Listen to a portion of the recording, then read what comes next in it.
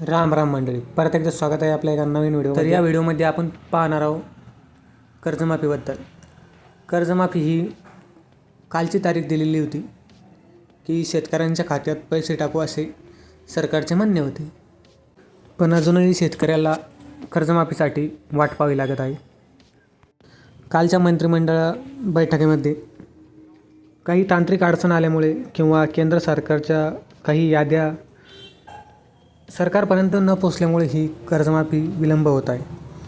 बाबासाहेब पाटील यांनी काल काही तंत्रांशी बोलताना असे सांगितलं आहे की तांत्रिक अडचणीमुळे ही जी कर्जमाफीची रक्कम आहे ती लांबणीवर गेलेली आहे, पण आशा आहे की 1-2 दिवसात आपल्या खात्यावर कर्जमाफीची रक्कम ही जमा होऊन जाईल.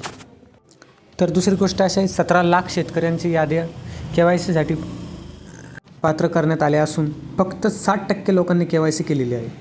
आता KYC करतानाही काहींचे बायोमेट्रिक थंब उमटत नाही आहे, काहींच्या नावात तफावत आहे किंवा काहींच्या रकमेत तफावत असल्यामुळे ही कर्जमाफी लांबणीवर येत आहे. तर ज्या शेतकऱ्यांची KYC पूर्णपणे झालेली आहे त्यांच्या खात्यात पैसे जमा होत आहे असे सूत्रांचे म्हणणे आहे. तसेच पुढील यादी ही 10 ऑगस्ट या रोजी प्रसारित करण्याचे अंदाज दिसत आहे.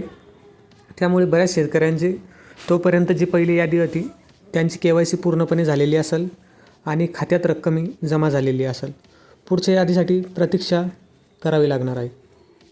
चॅनलवर नवीन असाल तर चॅनलला सबस्क्राईब करा व अशाच नवनवीन व्हिडिओसाठी पाहत राहा ऑनलाईन सेंटरवाला.